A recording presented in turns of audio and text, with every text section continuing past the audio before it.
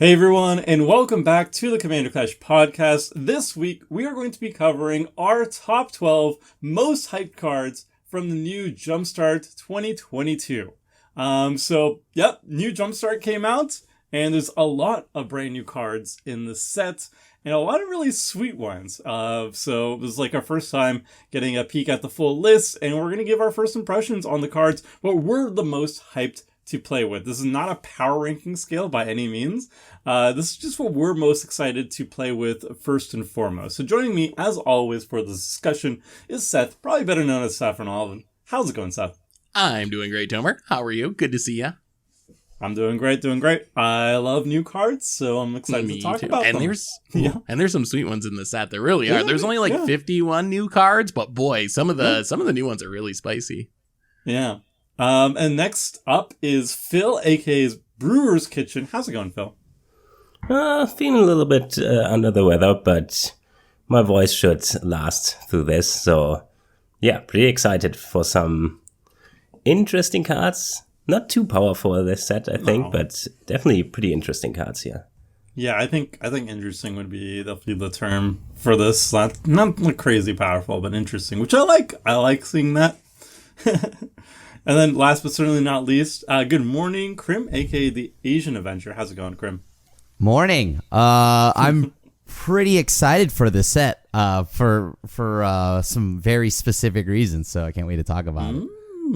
Yes, we'll be getting to that soon. But before we begin on the actual list, a quick reminder on how you can support the podcast. You can do it a couple different ways. First, you can head on over to our merch store, mtgmerch.com. You can buy deck boxes, deck sleeves, t-shirts, and so much more over there. And the second way you can support the channel, and this is free, you can just do the equivalent of liking, subscribing wherever you're listening to this podcast, via YouTube, Spotify, anywhere you're listening to that.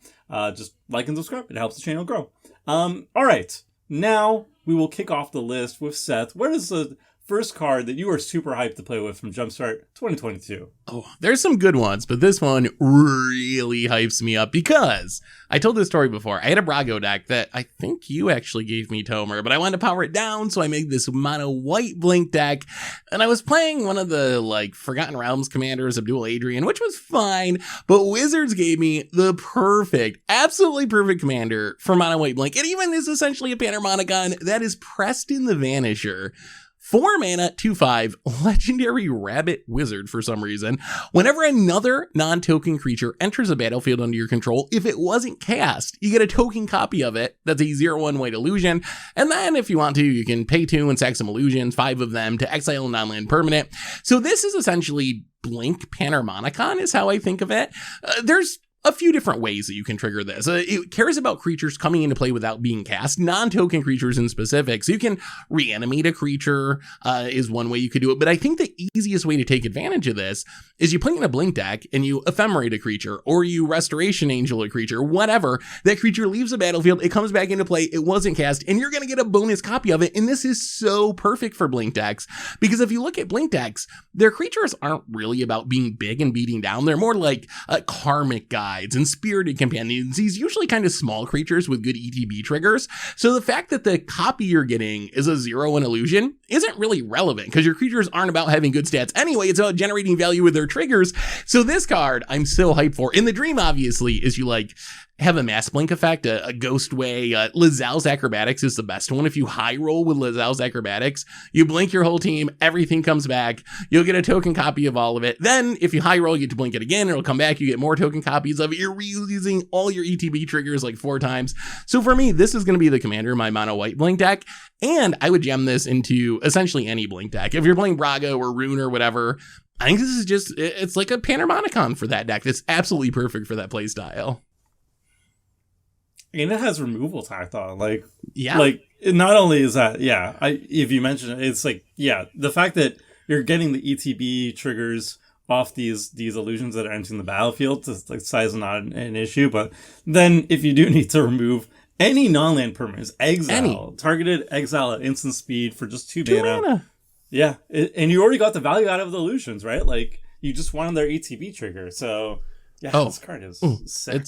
It's Okay, actually, so- if anything, I'm worried that it's too strong because my whole goal of making mono white blink was to power down my blink deck, and then they printed this, and I'm like, oh no, is this just like super busted? So imagine you have Norin the Worry or something, the one that blinks itself every time, and then have Mirror. What's the new Mirror Gallery? Mirror It's Mirror Gallery, right? Mirror box. Oh, is Mirror the one, Box, yeah. yeah. So that'd be kind of cool. That would give you a lot of Norin tokens that are huge. I'm sure yours, like blinking stuff, is way stronger than this.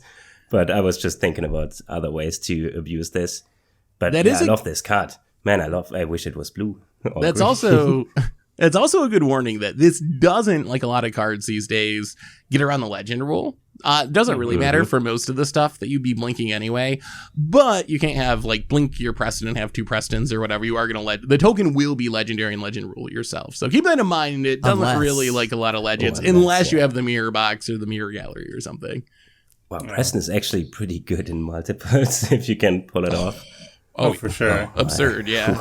I think my only concern is that it doesn't prevent the Dirtle Fest where you don't actually kill your opponents, especially because like Zero it ones. actually There's 0/1 like, illusions. Yeah, it even nerfs the creature. So even like the Mold Drifter is now like a 0/1 instead of a 2/2. So you're gonna die even that much slower. So I'm a little bit nervous to see Preston go off, but it is very good value. Like it's undeniable. But please, like if you build a present deck, please add finishers to your deck for the mercy of the table. Yeah. Throw just the to true be- conviction in there or something.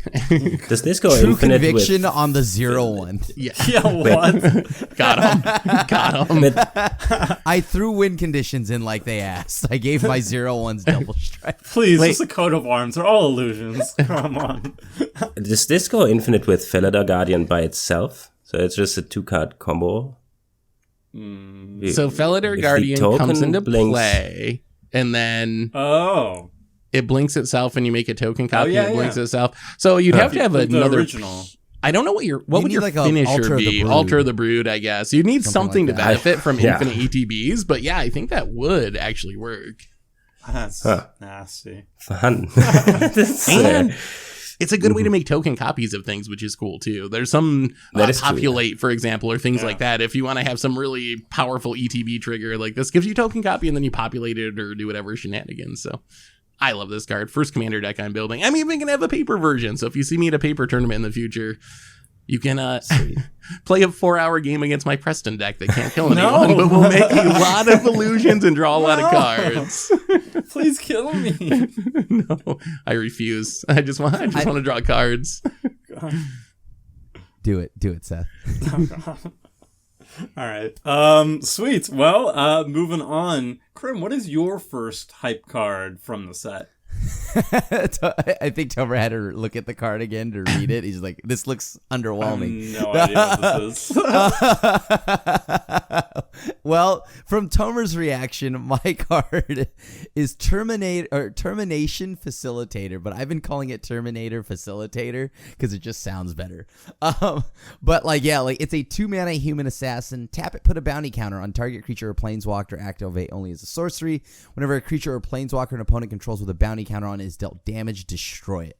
Now, I am very sad this is only at sorcery speed, but I do love this. Just like I want to try it out in a human deck and, of course, my Ramses deck, just because this is an assassin, it's a human, and dude, it's putting hits on people, and it's not like a surprise gotcha to instant speed. You are very much so making it a statement to tap it on your turn and praying that somebody will help you and deal damage to it. So it's a fun card. I don't think it's a good card. It's just like I like the fact that it puts like a bunch of hits out, and it's relatively cheap. It's only 2 mana. So obviously, if you have a pingers deck, a way to like constantly just deal 1 damage all around, that's great. But otherwise, I mean, I like this just as a fun like just way to just like be annoying. It is a Isn't good there the card in Mardu? 2 specific decks, I will say. Yeah, I think Domer's heading there too. Mathis is a legend that cares Yep. about putting bounty counters on things. That's the Yep. Mardu one. And then Chevelle, the Golgari one, also cares about putting bounty counters on things. And this card's pretty unique because outside of those two commanders, there's one old 4-drop called Bounty Hunter that puts bounty counters on things, but it's really difficult to put bounty counters on things.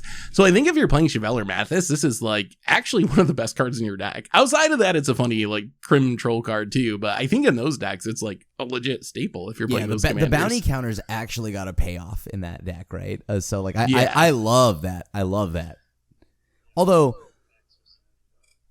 this just like putting a hit counter on like a lot of just random things with pingers like in a deck is also a lot of fun. So like you can Goblin Sharpshooter a decent amount of things if you'd like. Ooh. If you could untap it somehow and do multiple bounty counters a turn, you could really go off. There probably is, right? Something with like you just go Grixis, Intruder Alarm, and then you figure out a way to make that happen. I kind of wish it would give you. I mean, it's cool that things aren't too power crept this time, but it would be kind of flavorful if you would get a treasure or something if you kill something with a bounty counter. Like a draw or like 3 life in a draw, like shovel. Or a treasure, yeah. Something like this, yeah. I mean, yeah. Yeah, just mentioning that would be. This felt still not very too powerful, safe. though. This Yeah, felt it's very very safe, safe. Which is why I think it's a fine card. I don't think it's like absurdly cracked. It's just fun to play with. However, I do think it could have been beefed up a little bit more when you look at everything else that was coming out of just this Jumpstart. Yeah. It is a really cool playmaker though. Termination Facilitator. I was actually thinking about another commander as well that kind of reminded me of this. It was another assassin, Kelsian the Plague. This is a Mardu human assassin 2/2 Vigilance Haste, and its whole shtick is it gets experience counters each time it kills a creature with its ping ability. It just taps and deals 1 damage to target creature you don't control. And if it dies this turn, you get an experience counter. So it's also an assassin. It doesn't have anything to do with bounty counters, but this plus Termination Facilitator basically gives it a pseudo vigilance, right? Or pseudo death touch. You can just put a bounty counter on anything with Kelsian, with Termination Facilitator, and then ping it just by tapping it with Kelsian. And that's a kind of cool thing. And then you can, since it's Mardu, you can throw in a little bit of the other bounty counters matters. I think 2 of them fit in there. So that seems pretty sweet too. This whole Jumpstart as a whole has definitely made some cool interactions and cute synergies with like obscure cards and things like that in the game of Magic. So I've definitely enjoyed that. It's like it throws a bone to like these like very specific underdeveloped archetypes, and I really like that because it's like exciting to revisit old decks that just don't have that much synergy potential, and then you get like a really cool one. You're like, time to revisit this. Yeah, because like I was extremely worried we were gonna get just a bunch of like vanilla boring stuff like Isu the Abominable or something like that, and I don't know. I'm just happy like they made some pretty neat interactions in this Jumpstart. I do think I agree with Phil, though, that it probably could have used some reward for, like, killing a thing with a bounty counter. Because it does feel like it is pretty safe, I think, as you said, Krim. Like, it's cool, and I like the synergies, but it's not super strong, right? Like, in general. It's not the play. It's not, like, exactly the game winner, but it's the setting up, right? It helps set up, but it's never, like, the closer, right? So, like, it's just a good playmaker in whatever deck that you want it to be with that bounty counter. But like, again, it's not like gonna like piss anyone off either. So like, if they see this, it's perfectly harmless, and that's why it's totally fine. Harmless. Oh, yeah. All right. Yeah, talking about, I would go to the next card because talking about interesting cards that allow for new decks or push new decks and are not as generically powerful as cards recently have been. Kibo Uktabi Prince. A 3-mana legendary creature Monkey Noble 2/2. I'm sorry. So we've been not really having a ape/monkey commander. And I tried to build, I didn't play it on Clash, but I wanted to build a Kogla monkey / ape deck, but it really needs the red mana as well. So you can play Ragavan, one of the few good monkeys. So this one, 3 mana 2/2. Tap. Each player creates a colorless artifact token named Banana. With tap, sacrifice this artifact at red or green, and you gain 2 life. So everybody gets a banana. And whenever an artifact an opponent control is put into the graveyard from the battlefield, put a +1/+1 counter on each creature you control that's an ape or a monkey. So finally support for these tribes. And when Kibo attacks, the defending player sacrificed an artifact. So usually when we got commanders for underrepresented tribes lately, they were usually like future sides, so you can play stuff from the top, or if you deal damage, you draw cards, whatever, something relating to the creature type, but nothing unique. And this one is actually, I mean, it creates banana tokens, and it pumps apes and monkeys. It's actually, at least it's interesting. It doesn't give card advantage, so I'm not sure if it's super broken or something, but at least it's something new for monkey and apes. And it's I like how like Phil says monkey. I just think of him saying like donkey from Shrek. After getting wrecked by Sardine Avenger, whatever that was, that cared about artifacts going in the graveyard and stuff, I'm like a little bit scared about this card actually being like kind of strong. Like I think that punishing treasures, punishing clues, punishing bananas now, I guess, is a thing. Actually is pretty powerful in Commander, and like making your opponent sack artifacts is good. I think this is like kind of exactly what you want to be a monkey and ape commander. If you look at monkeys and apes, I think you can play almost every single one. I think there's like a single black one, but almost all the monkeys and apes are in the colors, so I like it. I do wish this is also one of those things where I feel like it's a bit safe. Don't you feel like, I don't know, I feel like it could have been 2 mana, or maybe it could stay at 3, but like at the very least, the last clause, whenever Kubo attacks, defending player sacks an artifact, I wish it was sacks a non-token. Just non-token permanent? But doesn't artifact. Kibo wants your banana, though? Yeah, but like it makes sense flavorfully why, because it wants the banana and it pumps itself. So, but like, the bananas, flavor-wise, it's pretty damn funny. It's pretty funny. And remember, power level-wise, I wish it sacked a non-token. Yeah. I mean, it's also worth mentioning, it puts a counter on all your apes or monkeys. Like, that's actually really powerful. Like, you attack with this, your entire team, if you're playing a tribal deck, is going to get +1/+1. And it's a counter, so it sticks around forever. So it's actually, like, kind of strong. Wait, would you tribal this? Are you adding bananas to tribal?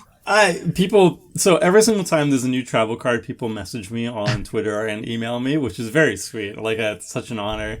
But I was already thinking about this card a while when it got previewed, and I think it's pretty good. My deck is more focused on combat, so I guess Kibo's like attack trigger is going to be actually more appealing to me than the banana. Is that a banana peel? Is appealing? Yes.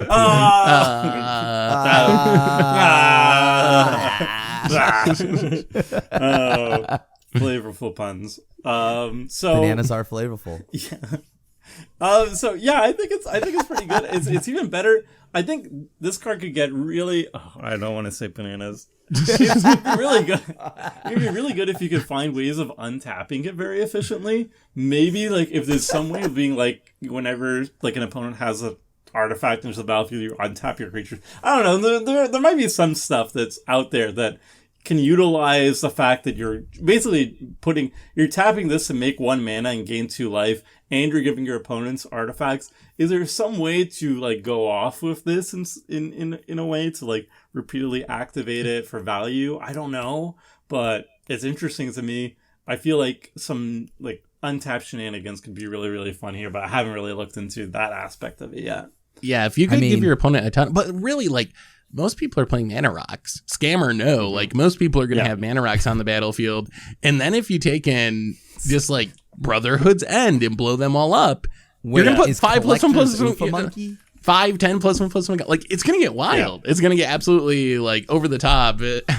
Yeah, you're going ape on your opponents. Oh boy. No, there's like a lot of you. There's a lot of things you can do off like your opponent's artifacts too. Like whenever an artifact is put into graveyard from the battlefield, you may gain 5 life. That's Fangren Marauder. Viridian Revel. You love Viridian Revel, Tomer. I know that's one of your sleeper you cards. Draw a card whenever an artifact your opponent's control goes to the graveyard. Like, the Sardine Avenger. Sardine Avenger. But yeah. And they're all in green and red. Like, yo. You go green-red stacks. You play Collector Oof. Yes, which I thought was an ape, but it is not. It's an oof. It's an oof. That's a big oof. But how dare I not know what an oof is? You know, silly me. But yes, you could do that. You get blood moons, and you just do Blood Vial Purveyor, right? Like you can go like aggro on them. Mm-hmm. Oh, wrong colors though, right? Yeah, but still, you'd have to be the synergies. The synergies, sweet. Synergies. Pretty interesting card. Like we did see some cards we mentioned here, like the new Goblin or Rebels. But a commander for this is actually, I was thinking about apes and monkeys, but you could also play like, I give you artifacts and blow them up tribal.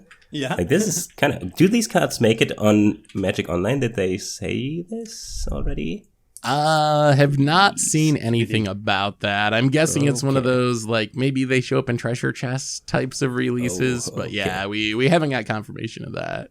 Honestly, I'm hopeful just because they threw in, like, Transformers and stuff online. Yeah. So, yeah, we've been getting everything so far, so as long as they have a way to monetize these cards, I think they'll show up, but we'll see.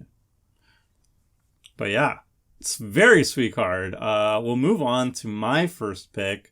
This is Rodolph Duskbringer, which is like a new Orzhov life gain commander. 6 mana, legendary creature, vampire angel. So on the high end for a 4/4 flying death touch lifelink, and it's a vampire angel. So for all those people who were talking about what was like Vosk or something, I don't forget what it was. The person he kept saying that was an angel, but it was a vampire. This one is legit a vampire angel, and it says that was an angel. It was not. It was absolutely not. But this one is. And it says whenever you gain life, it gains indestructible until end of turn. And then at the beginning of your end step, you may pay 1 and a white or a black. It's hybrid. When you do, return target creature card with mana value X or less from your graveyard to the battlefield, where X is the amount of life you gain this turn. Because it is a 4/4 lifelinker by itself, and it has flying, you can easily gain 4 life each turn just by attacking with Rodolph. And then on your end step, you can immediately pay 2 mana and start returning creatures mana value 4 or less just by Rodolph alone. But obviously, if you put more life gain cards into this deck, you can get bigger and bigger things. You're in black, so it's really easy to fill your library with big beaters or just nice things to reanimate later, like Entomb or Buried Alive. Just tons of cards in black to do so. And then you have an efficient reanimation engine either in your command zone or in the 99. Like, it's a 6 mana commander, so maybe you want to put this in the 99 instead and just reanimate this first and then go ham. But yeah, it's like life gain, reanimation, and I like it. It looks really sweet. So it would go like it actually go roll like quite well in that angel deck you were playing the other week, right, Tomer? What's the what actually is the name of that angel? What's the angel deck? The commander you had. What was the name of it? The black white No, one? it wasn't an angel. Wait, what was its name? I forgot the name. It was like an angel and it had lifelink. Yeah. How many of those are out? No, it wasn't an angel. It was a vampire. No, you stop. You stop. You're not allowed. So Tomer admits it. It wasn't. You got him. Just You said got it. him. You can snip Name it was right old. there. It's an angel. It was on a chair, and that's why I played it. It was on a chair.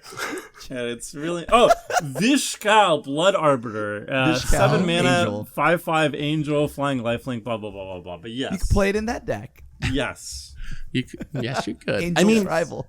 one of the things I like about this card is its flexibility, I would say. I think if you're playing as your commander, you can go a bunch of different directions. You can just like embrace the reanimation plan, and you're going to have that plan no matter what, but it works well with angels. If you want to go Orzhov angels, a lot of angels just naturally are big life linkers, Lyra, Baneslayer. So it's pretty easy to gain huge chunks of life and reanimate something huge. And then if you want to go vampires, you got all the Blood Artist effects that are vampires. So you can play like aristocrat style, sack some stuff, get it back from the graveyard with this ability, like those stylish shenanigans, pitiless plunderers and Blood Artists. So I really love how flexible this card is. I think there's a bunch of different directions you can go with it if you build around it. And with everything just having like incidental life gain now, like it's pretty, it's not hard to like get something nice back. So this is definitely a pretty solid, solid 99 card. I don't know if I'd like it as a commander, but definitely a solid 99. I mean, there's a lot of white-black life gain decks. You got like Kraven Regna, you got LSL Core is one of the new ones, Asterion's another new one. So there's a lot of options. So even if you don't want to play this as your commander, like you said, there's a lot of ways you can just throw this in the 99. It seems worth it. Like if you're playing white-black life gain, like this is a great top-end threat. I also like that, especially if it's a commander, it's 6 mana, so it's a lot. But I like that it can get indestructibility very easily. You just have to gain any amount of life. So like if you have an Essence Warden on the battlefield and or Soul Warden or whatever, What's the dude that taps and gains you 1 life? Yes, that's what I was thinking. Like, like can't you remember could have his name. You could just have on-board ways of gaining life or instant speed ways of gaining life in response to removal and make him really hard to kill. And like that's exactly what you need for like a 6 mana thingy. I forgot what it was called though. But wait, isn't this card, then you're loaded with a bunch of those effects and like Soul Sister cards, right, Seth? Yes. And this does seem good in Soul Sisters. You're correct. Yes. Like, but then that means you're just reanimating little Soul Sister pieces. You know what? I think I would put this under like an angel deck maybe, because angels are very expensive, but they also have life gain synergies, a lot of them. And I don't know. I think that could be fun. I also like that it triggers end step. So if you get up to 8 mana and you're a life gain deck, you can probably play this, have gain life another way, and reanimate your first thing right away, which is another way to kind of minimize the drawback, I think, of having an expensive commander. We also have like the exact same card already printed as a legendary, Celestine the Living Saint, which is kind of funny. It just came out in Warhammer, but it's just... It's mono white, and it's also a flying lifelinker, but it's a human warrior. It doesn't have the indestructibility clause, but it has literally the exact same end step trigger. At the beginning of your end step, return target creature card with mana value X or less from your graveyard to the battlefield where X is the amount of life you gain this turn. So it's like they just printed the exact same card again, but they changed like the creature type, and they made it Orzhov this time. And you have to pay a little bit of mana, but it has like indestructibility. So it's just like a little bit of a riff. But I feel like that's all the difference, though, right? The fact that it is an angel vampire, and on top of that, it's Orzhov, right? Like I think that's all the difference. You have to pay 2 mana for the reanimation, which kind of sucks. But the fact that you can be indestructible at any time is just really nice. I like it. Yeah. All right, we'll move on. Wait, so one question for the life gain isn't a trigger, right? So if this can't die in combat, is that correct? So when damage happens, it's So if you slam this into another flyer, you would get its indestructibility trigger, but it would already be dead. So you need another source of life gain to protect it. It's a trigger. Never mind. I thought it was. That's why you need those tap gain a life at instant or. Dang. Yeah, I thought lifelink isn't a trigger, but the indestructibility. It's indestructibility, I think, is, Yeah, so it would have been worded if it was like, if you gained life this turn, this is indestructible. Then it might have worked. It doesn't work. Okay, just to make this clear. Okay. I don't know. You just cast like Ebony Charm for 1 black mana and drain everybody for 1, and boom, got you with a garbage card from Mirage with sweet art. I got him. Then you have to play that garbage card from Mirage in your deck. How sweet is it that he just style on somebody with garbage cards? That's my favorite all about. That'll be sick. Look at this. I found it from my shoebox from the 1990s. Like found it in the bulk bin. Yeah, sick. All right, we'll move on to set your second hype card. What are you hyped for? we have another one of my favorite new commanders from the set, which is Anti-Blyte Bad Influence. A 3-mana 2/2 flying legendary devil advisor. It's literally like the devil on your shoulder whispering in your... There is a bit of a flavor miss here that there was not like the angel for the other shoulder. Like that's disappointing, but the card itself is really cool. So it's a 2/2 flyer. It says, when a source you control deals damage to you, put that many +1/+1 counters on Anti-Blyte, and then you can pay 2 and tap it and remove X +1/+1 counters from it to deal X damage to any target. So I love commanders that incentivize you to play weird cards that you wouldn't play in other decks, and I think Anti-Blyte is one of those, but I also think this card is actually just, like, legitimately scary. So picture this. You're playing Commander. Turn 1, you play your Lightning Greaves. Turn 2, you play your Anti-Blyte, and you equip your Lightning Greaves. Turn 3, you Wheel of Misfortune and take 20 damage. You just one-shot someone in the area of a 22/22 flyer. Or maybe you play Volcano Helion and you kill a creature and you take 20 damage and then you one-shot someone in the air. It is really easy to turn this into a one-shot kill threat, like as early as turn 4. It's so sweet. So I'm very hyped to build around this card. This is one I really hope they add to Magic Online because I really want to build a deck around it. And it incentivizes you to play your Pyrochemias, anything that can damage yourself. Earthquakes, this scales really well with that. You damage everyone and sweep the board, and this has flying so it doesn't take damage and it gets huge. So I think there's a really cool deck that can be built around this. I also think it's a cool Stuffy Doll style commander. If you're playing like the self-damage deck, you can play all your Stuffy Dolls and Brash Taunters, and this is like the perfect leader for the archetype that I think could use a cool mono red leader. So I really like this card. I just wish we had the angel for the other shoulder for flavor purposes, but yeah, the artwork is insane with the cup of tea and whispering in the ear. It's amazing. That is the main thing I love about this, just the artwork. And like Seth had mentioned, like this set though really does do a good job of making some obscure things like sought after in Commander, and I love that. So anytime you get to see something like that, I'm a fan. I'm worried, terrified at Seth playing this because I think he killed 2 people of hatred this season, and this seems like an upgrade. This seems like an upgrade to that strategy. Oh, yeah, this is just gonna one-shot people super quickly, and it flies, so it's hard to deal with. And you already take 20 from Wheel of Misfortune even before you had I was gonna do that anyway. I might as well get 20 counters on my commanders, so you might as well one-shot somebody at the same time. It's just free value. Yeah. I was doing it to draw cards, but if someone died, okay, I guess that's fine. Yeah, sure.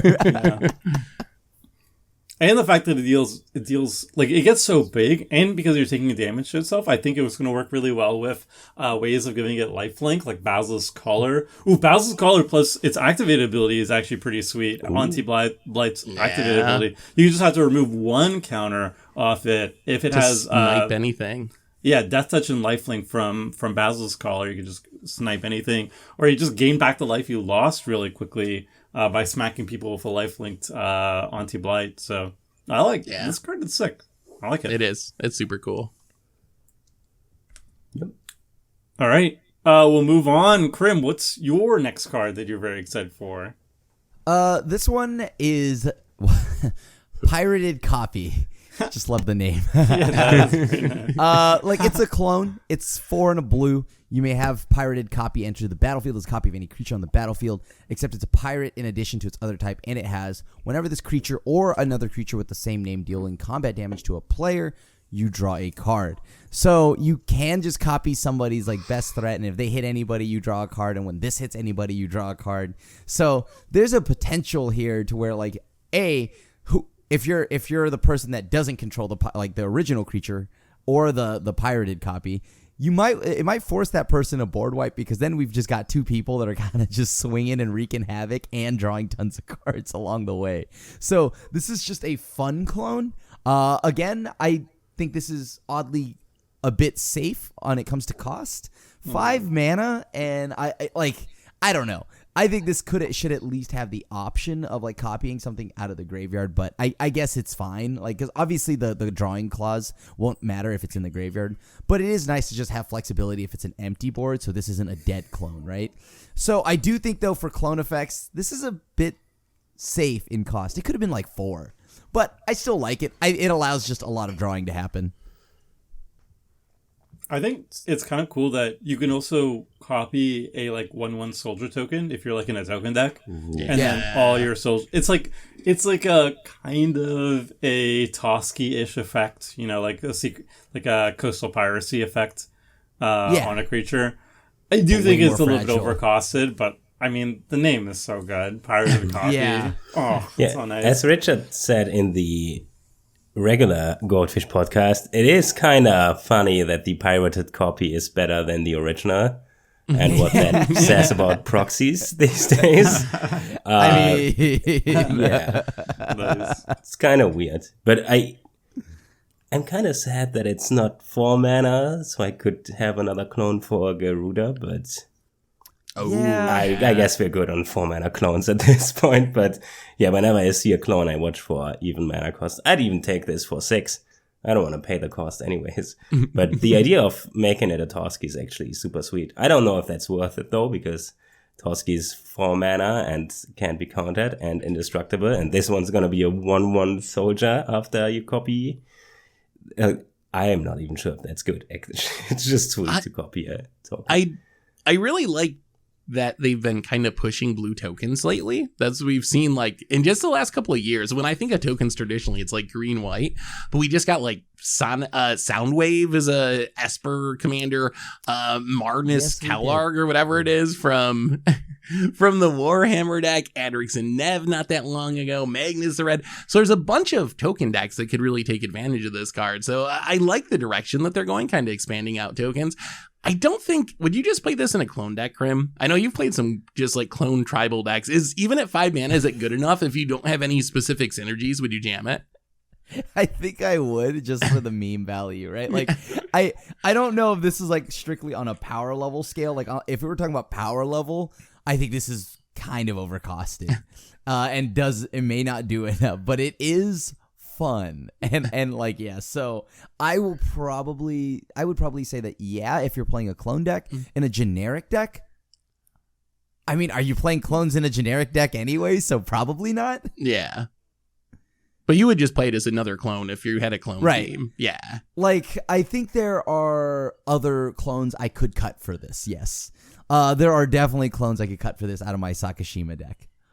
And I love clones so much, I don't even have a partner with Sakashima. It's just Sakashima. Is there... I know it's a pirate, so would we run it in pirate decks? Yes. Assume? Oh, yeah. Pirates, I feel like... why wouldn't you? Yeah. Pirates need all the semi-playable tribe members they can get at this point. So, pirates will need a lot more than a pirated copy to be good. But you know what? Like, make it happen. Really, though, we're going back to Ixalan. So I think this might be a little bit of a plan for the future as people like get these new pirate commanders from next Ixalan. They want to build decks and they're like, oh, I can throw this pirated copy in there. So I think maybe it's a little flash forward or whatever to a return to Ixalan. You wouldn't believe this, but with how much I love just stealing stuff like from my opponents, I actually don't like pirates that much. I think they're kind of boring in Magic, and I also just don't like pirates in general. So that's why, if for those anime watchers, I don't really care too much for One Piece. And then on top of that, like Pirates of the Caribbean don't do it for me. Everything that's pirate is immediately just like. Well, they're kind of just like rogues, but like. From Wish.com. They're kind of like they do rogues. They do the same thing. You trade black for red. Well, kind of. There's some black pirates too, and they do treasure stuff, and we're just all kind of over treasures. There's Grixis pirates, but like that doesn't appeal to me, and like just I don't know. I mean, Hostage Taker appeals to me. That card is cool, but other than that, like every pirate is really bad, overcosted, and.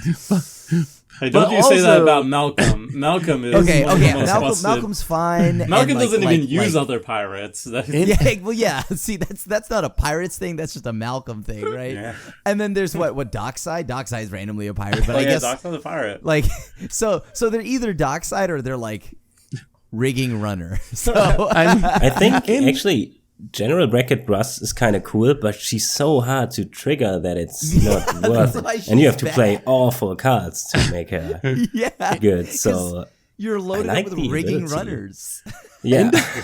In defense of pirates, the two sets they were supported in are like two of the least powerful of their eras. It was like Ixalan and Marcadian Master or whatever, just like two of the all-time least powerful sets, and that's what they dumped the pirates into. So I bet we get maybe busted that's ones true. next year. They're Maybe also like that's true. They're also like the third blue-based evasive beater tribe. There's like ninjas, not even insanely evasive. popular. Rogues, some of them fly. They have kites. Oh, And their- Kite and their- Sail Marauder doesn't count.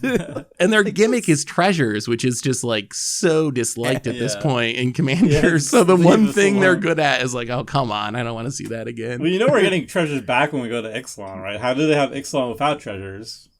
I The mean, dinosaurs when ate him. Ate all the treasures. Yeah, in the last couple of years I've been away. Yo, this is That's where actually we their get. main diet. If you think about it, this is where we could get beasties, right, Telmer? Beast Wars. Ooh, they eat Because too many They treasures, ate too which are many all metals. treasures, and now they're dino bots.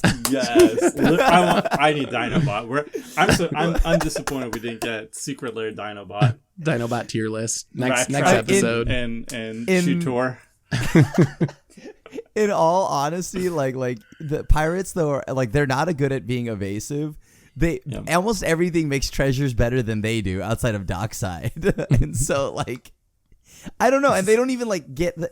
Like you would think that their vehicles, like their pirate ships, would be cooler, but like all their vehicles suck as well. Yeah. Like so, they have nothing cool in like the world of Magic. So We're like, losing so many pirate fans right now. We just went from Jumpstart to like just trashing on anybody who likes pirates. Unfortunately, Here's this cool card. Too bad its tribe sucks and we all hate it. Yeah. So like the card is held back by its tribe for sure. Oh God.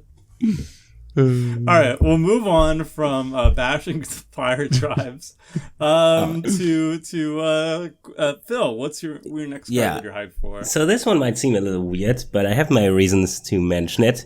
It's Creeping Bloodsucker. 2 mana. That's my high school nickname. 1/2 vampire. At the beginning of your upkeep, it deals 1 damage to each opponent, and you gain life equal to the damage dealt this way.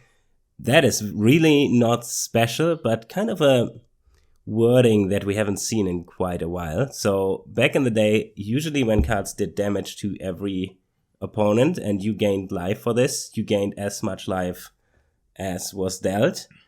And seeing this every upkeep on a 2-drop at a common, it's just, it's Creeping Bloodsucker, power Creeping Bloodsucker. It's not power crept in a way that it's dangerous, but for a common, that is actually pretty good. And the episodes should be out.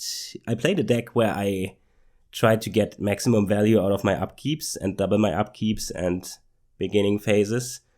And I would have actually played this because finding these effects gets pretty hard after like 2 or 3 cards that there's a shrine that does something like this for 2 mana. It pings everybody and you get 1 life.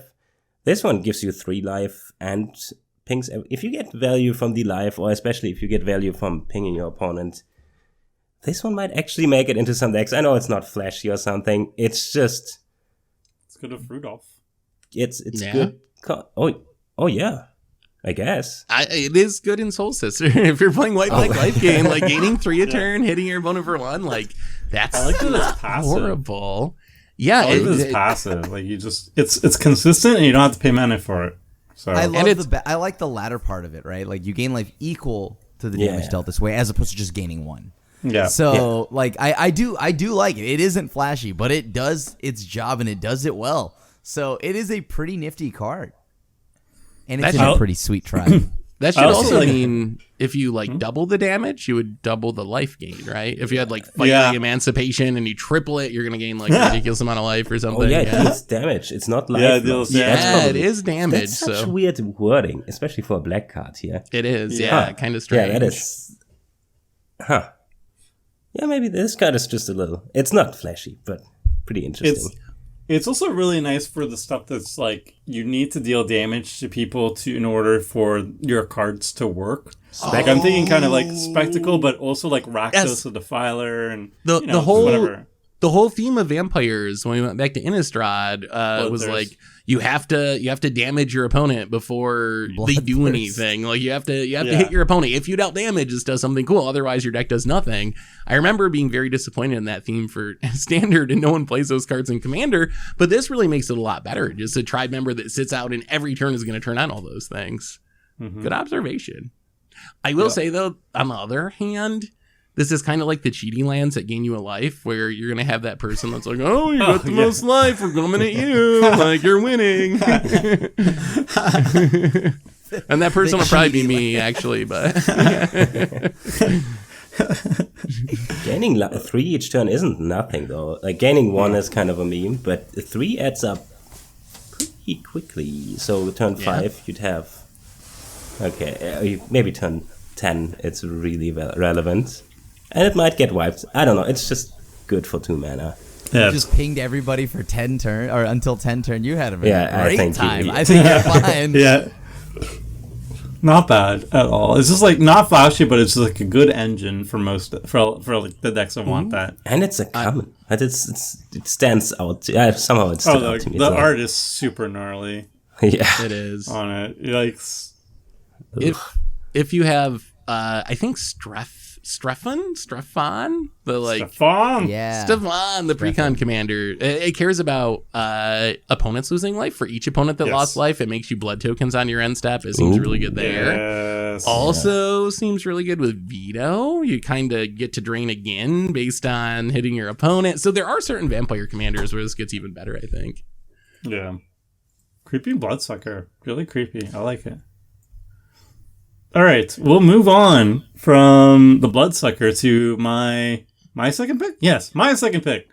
And this one is going to be Zask, Skittering Swarmlord. This is a 5-mana green creature, but it can actually be a Golgari one because it has an activated ability that's hybrid green and black. So it's a 5-mana, 3 and double green, 5/5 legendary creature insect that says you may play lands and cast insect spells from your graveyard. Whenever another insect you control dies, put it on the bottom of its owner's library, then mill 2 cards. And it has an activated ability 1 and hybrid green or black. Target insect gets +1/+0 and gains Death Touch until end of turn. So I think this is going to be the best insect tribal commander. There's like only one other one that's going to be really good. It's a Planeswalker thingy, but I was never really impressed. I was never impressed by Grist. This one though, like insects are all about self-mill, which Grist was also about, but this one just does it better. Like it works as a Crucible of Worlds, so all your fetch lands or whatever things you self-milled, your lands and your insects, you get to cast them from your graveyard. So that's amazing recursion / card advantage in your self-mill strategy. And when they die, you can't recast them over and over again, but you are going to be milling over and over, and you get to give your insects a little bit of an extra oomph by giving them Death Touch or whatever. I think that was mostly added there so that you can play it as a Golgari commander in this set. I think that's its main purpose, but I like that it's there. And also a very notable thing is that it says whenever another insect you control dies, you can put it on the bottom of the owner library, but it doesn't limit itself to insect creature spells. So if you have something like a Crib Swap or a Nameless Inversion, you could cast it infinite times from your graveyard, much like a Hakan Stronghold Scourge. So yes, I am going to be jamming this into my tribal deck as another Hakan combo potential thingy. And at this point, are you just cutting lands? like what? It's really tough to put in cards into the deck, but this one is Hakan number 2, and it's just an insect. I like it. It's cute, and it's good for insect tribal. All right, it's best insect tribal commander. It's funny because I like this card too, but I'm not very hyped about it as an insect tribal commander. I think like it's fine. I like Grist though, and also no respects for Blacks. Unfortunately, Blacks is so sweet. Why don't people play Blacks as their? Horrible. Everyone just like blocks Strixhaven out of their minds. I think. You draw cards off Blex one time, and then you have to recast them, and it costs $1 billion. And also, you like lost 10 life, or I don't know. Yeah, but Blex is garbage. But seriously, Has to die. What does Grist even do, by the way? Do you it's a remember? lord. It's a it did lord nothing. for insects, among other unplayable tribes like pests, I think. But the reason I'm hyped about this card is it's a Crucible of Worlds from the command zone. I want to build like Value Town strip mine locks. You play your Azusas and your extra land drop cards, and you get to play your strip mine over and over, and your fetch lands over and over, and your ramp a ton, and you blow up all everyone's lands. That's what someone pointed out. I mentioned this before, and they said, "Oh, Madroltha," and it is true. Madroltha lets you play a land from your graveyard, but it doesn't work with extra land drop synergies. So if you want to try to build something like Modern Value Town, land recursion, graveyard shenanigans, or even like a landfall commander, you play the extra land drop cards. You got your Scoot Swarms, you got your Lotus Cobras. You keep playing the same fetch land from your graveyard and just generate this huge wall of value. So I'm actually more hyped about playing it in non-insect tribal. It's just like this command zone Crucible of Worlds than I am in insect tribal. So Seth is not playing this commander when we play Jumpstart. Agreed? I call Zask, please. Oh my god! First pick. Also, first Scoot pick. Swarm is an insect, by the way. So huzzah. Ooh. Yeah. If some insects accidentally make it on the deck, that's fine. I kind of wish the second ability was more like Izoni's ability, which is probably the best insect tribal if you play it this way anyways. So Izoni says, sacrifice another creature, you gain 1 life and draw a card for black-green. That would have been kind of way more synergistic than just giving something death touch here. And no card advantage. I mean, it's a 5-mana commander. You can draw some cards, right? Maybe we're just a little spoiled these days. You kind of get card advantage casting insects from the graveyard, I guess, but it's not but like what are direct. the Literal insects? card advantage. There's just Scoot Swarm and Grist, right? Is there another good insect?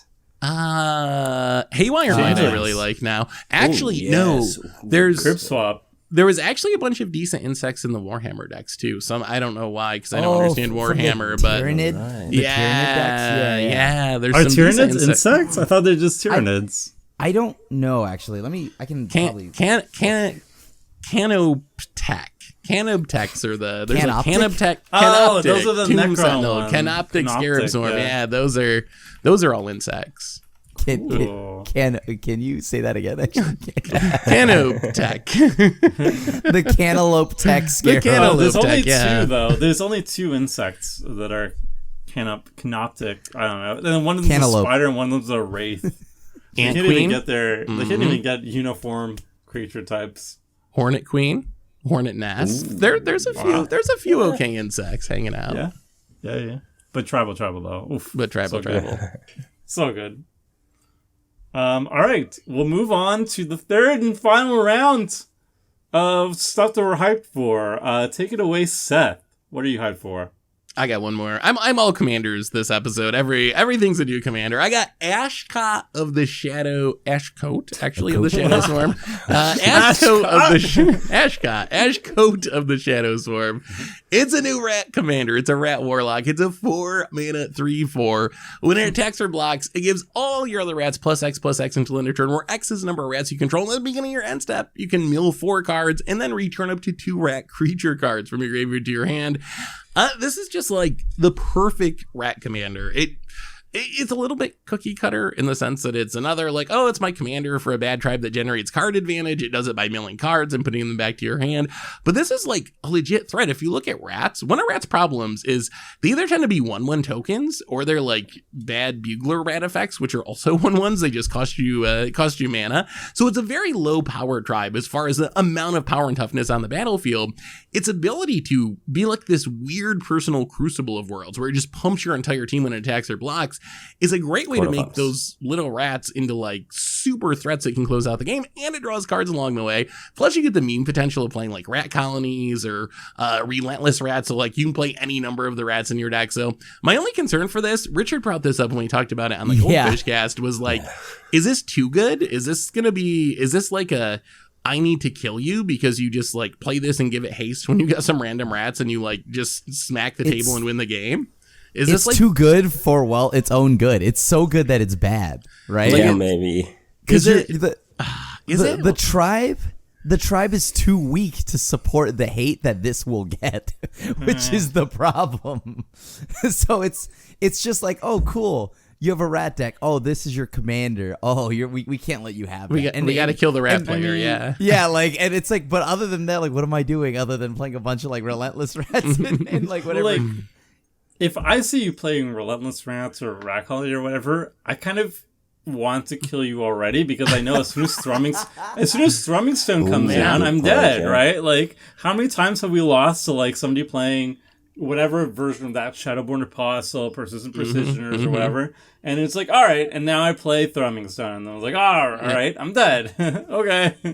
What? So What it's about? like, you feel like on a timer. What about generic rats, Tomer? Like, do you think this is a arch? Like, you don't see relentless rats and those cards, and you just see bugler rats and stuff like that. Is this still like a threatening arch enemy commander? I think it's really good, but like I'll probably be less scared, less feeling like I'm on a timer to stop you.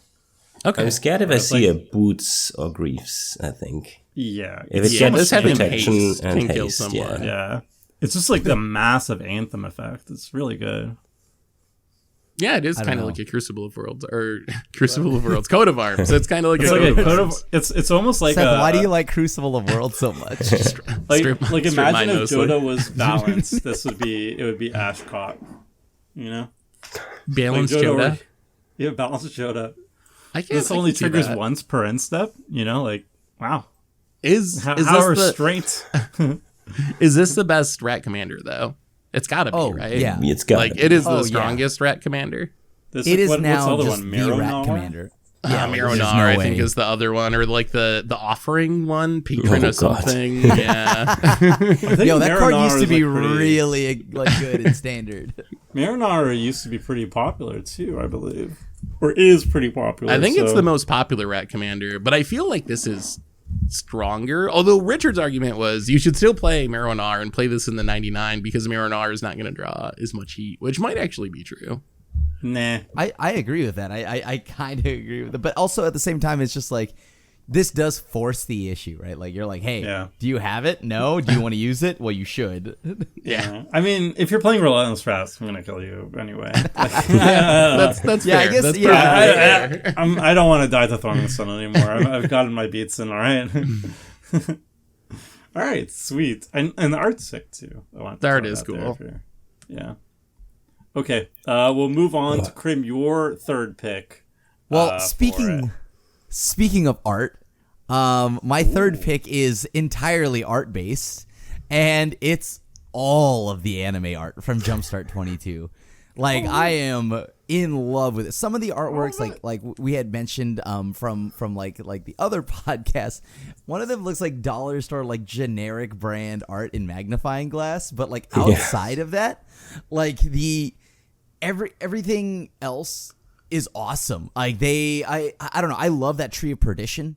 I think it looks absolutely gorgeous. I think the Spell Stutter sprite is amazing. And look, I don't have an equipment deck, but you know what? I will now if it means I get to hit people with Balon and like I get to like swing with Catgirl and go and like yell ooh or something like that every time I hit you. So I am a huge fan of the anime artworks in this set, and all of them are pretty darn cute or rad. And like there's Stitcher Supplier, you know, that's played in like, you know, Marin decks, and the art looks amazing there. It's like this dude or this person that's just like super happy, like butchering up bodies and stuff like that, and it's just like, yeah, that's what I want. Or even like Spectral Sailor, which is like, why is there a pirate ghost schoolgirl? I don't know, but all right, let's go. Like this doesn't even make sense, but I'm like, the artwork is God. I love anything you slap anime art on anything, and I will insta buy it pretty much, because my favorite from all of this is going to easily be that Spell Stutter sprite. Like either that or the Tree of Perdition. So it's one of those two, and these are cards I do play in Commander. And I know that it's been a while, but specifically the Preordain has Amanatu anime style, and Amanatu hasn't had any love for quite some time. And like it has a few, like, you know, she's had a few appearances here and there, but now I have a reason to play that Preordain because it has Amanatu on it, and it goes well in my Super Friends deck. So why the heck not, right? Like, so yeah, this is more so just my appreciation for all the anime art coming out of this set. And a lot of these cards I already play in Commander. as I had mentioned, Spell Stutter, Stitcher Supplier, and Preordained, things like that. And I love it. I'm curious what other people think. Like, so Krim loves anime art. I'm indifferent, I guess. I'm just not into anime. It doesn't bother me. Although I will say, there was one person that messaged me and was like, I was going to buy a box of Jumpstart, then I saw the anime art, and I was afraid that it was going to be, like, too risque. So, and maybe, like, and I was like, I don't think Wizards would do that, so you're probably safe. But I think now that we've seen it all, like, there's nothing on there that's, like, questionable, right? There's nothing that's questionable in my like I guess like when you watched and seen a lot of anime, I guess this is like absurdly safe, right? Yeah. and like on top of that, Magic has already been risque before. Yeah, that's true. But they're not anymore though. Too much. They've really moved away from anything that could be considered. Have you seen Soren? Have you seen? I mean, there ain't no reason for him to be that daddy. All right, no one needs to be that daddy. Like, some of the male characters, they definitely go pretty. They've shifted. It's like it's okay. Look, it's not like it. I'm okay with whatever. Like this is great.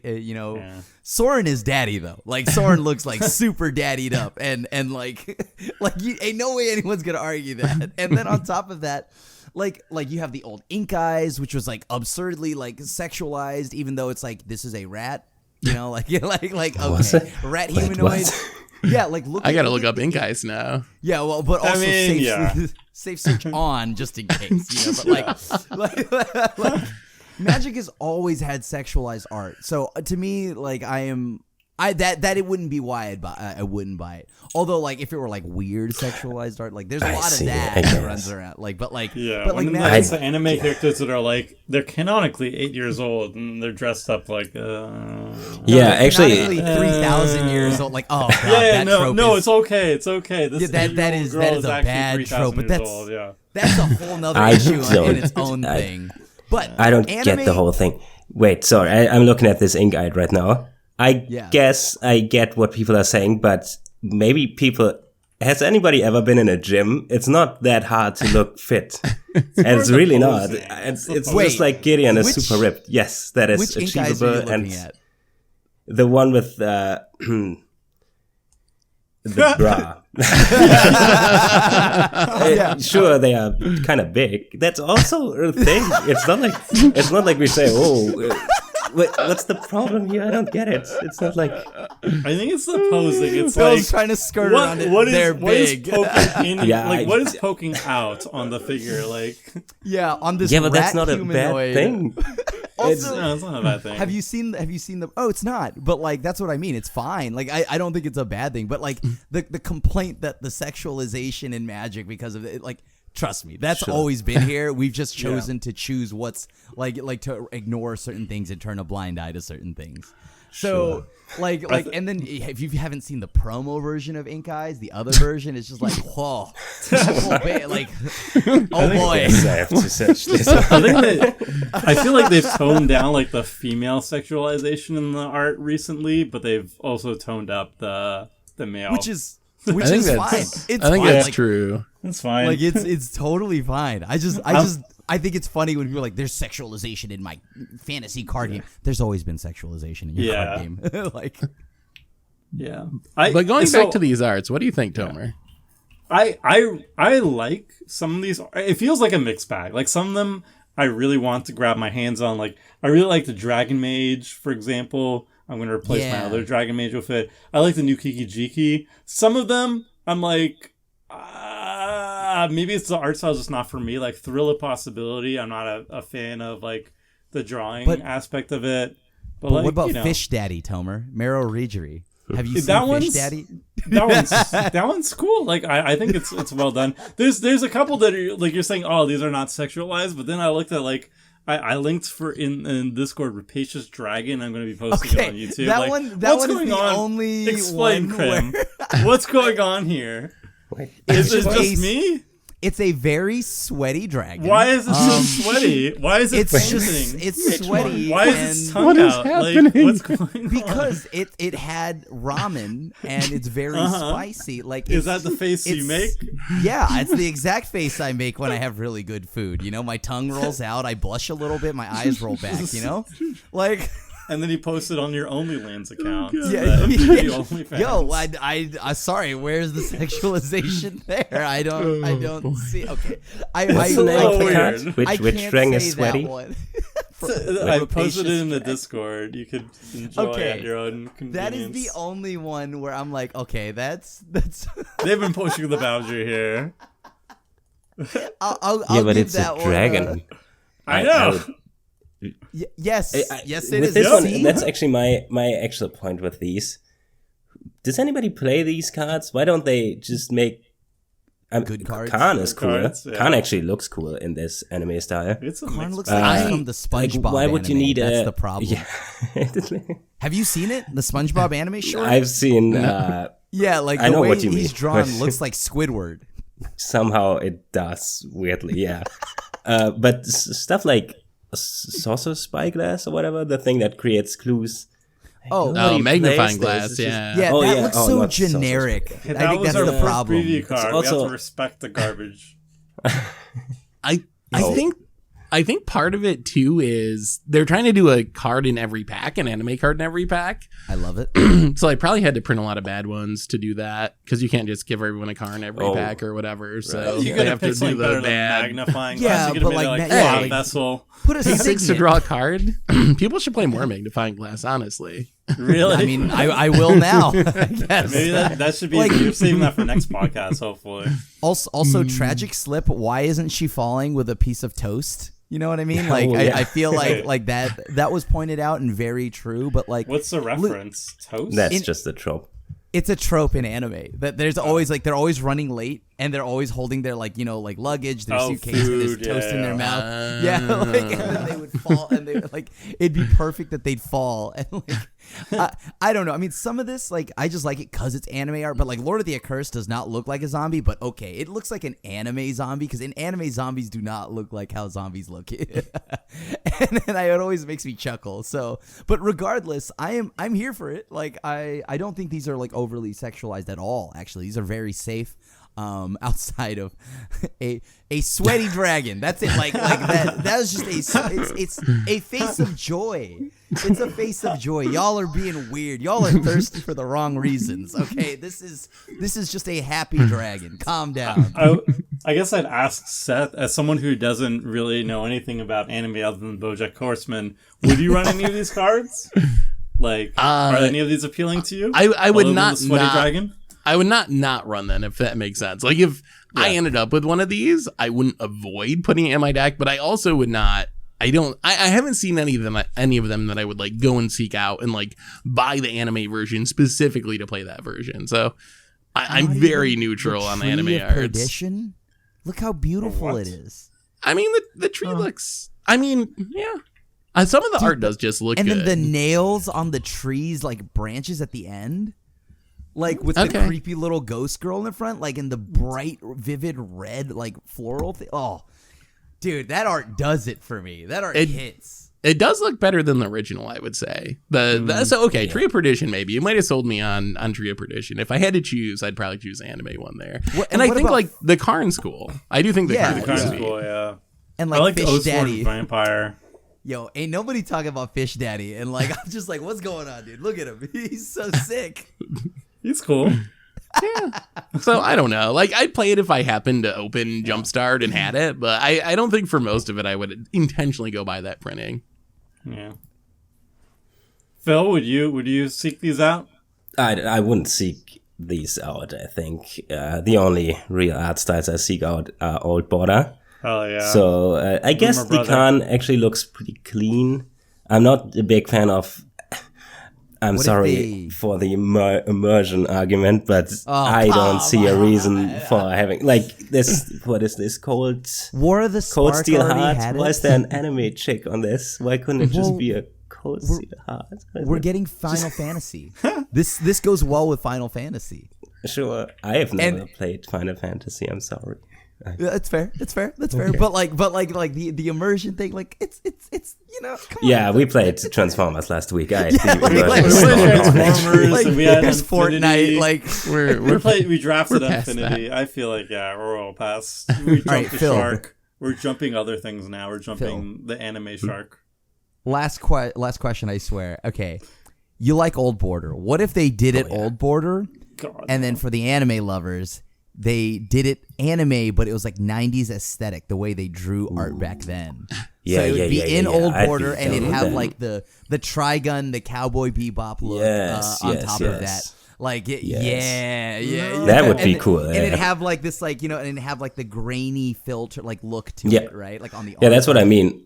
I like Cold Steel Heart doesn't need a anime girl on it. It looks kind of too goofy for me. Then again, I wouldn't cut it from my deck unless I have a Old Border variant. I wouldn't go out of my way to get them. Maybe the Khan, it looks pretty clean. Well, me neither. Maybe, but the tree looks sick as well. I just don't know where I would play this. Change target opponent's life total with them. Oh, that's actually pretty cool. Yeah, maybe I would play the tree. 80s, 90s sounds good, but I don't want Old Border. I want a new version. I want a 90s, 80s border thing. Oh, yeah. Maybe go all in if they do this. Yeah. Maybe don't do this. Wizards, don't take notes. Please chill with the products, though. So no, we're good. We're cool. Don't listen to them. Take more. I want the anime stuff. Just make the whole set anime. Fine. All right, we'll move on from Crim to whose is it? We talked about so much anime. I don't even know. Yeah. Who is it I'm on? gonna talk about a card that I'm never gonna play probably, but I want to know what you guys think of it after I did this. All right. So, Infernal Idol, 3 mana, tap for black, and 1 and 2 black. Sacrifice it, you lose 2 life and draw 2 cards. These cards. Do you play this? No. Seth, why don't you? No, it's bad. Yes, of course. Why would I not play this? I love mana rocks and draw cards. This is a cheaper Hedron archive. It does the same thing you want. God. It makes mana. In the late game, you can turn it into cards. No. I consider this to be a staple for mono black decks. I think I would play this in essentially every mono black deck.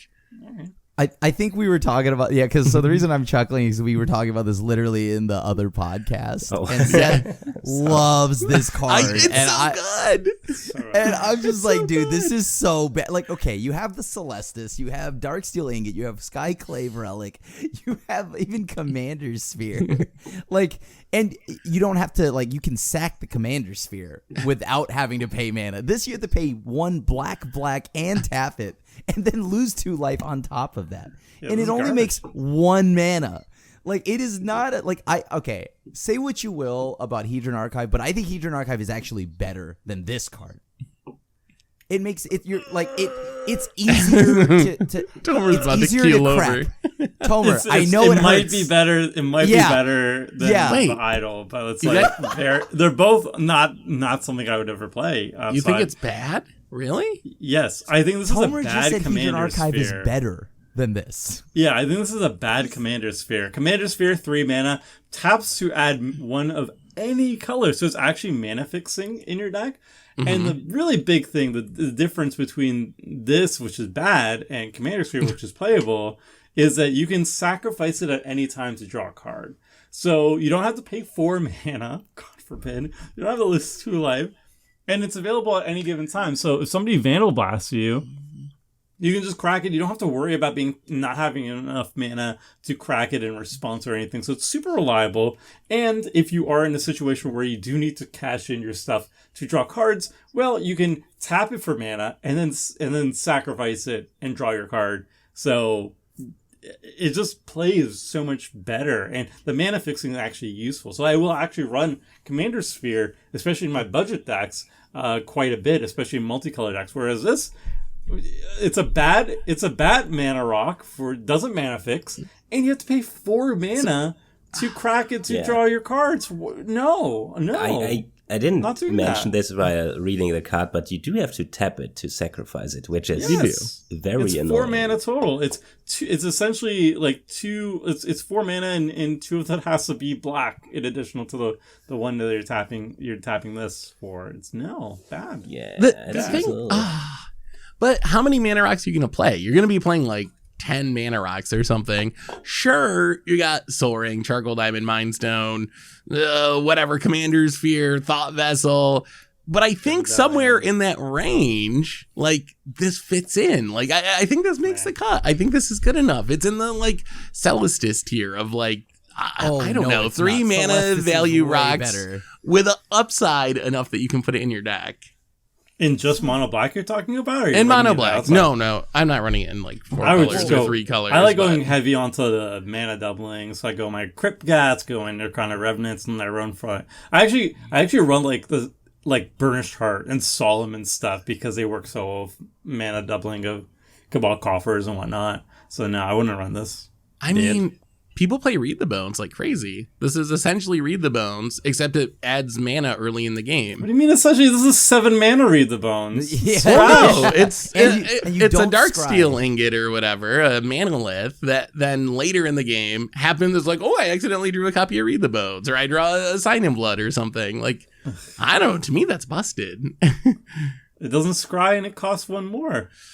Oh. It costs a lot to have. Like, I think YouTube will back me up on this. YouTube, If- are you playing this card? They back me up with Hedron Archive. I think if you're watching where you can Hedron Archive comment, is let us better than know. this.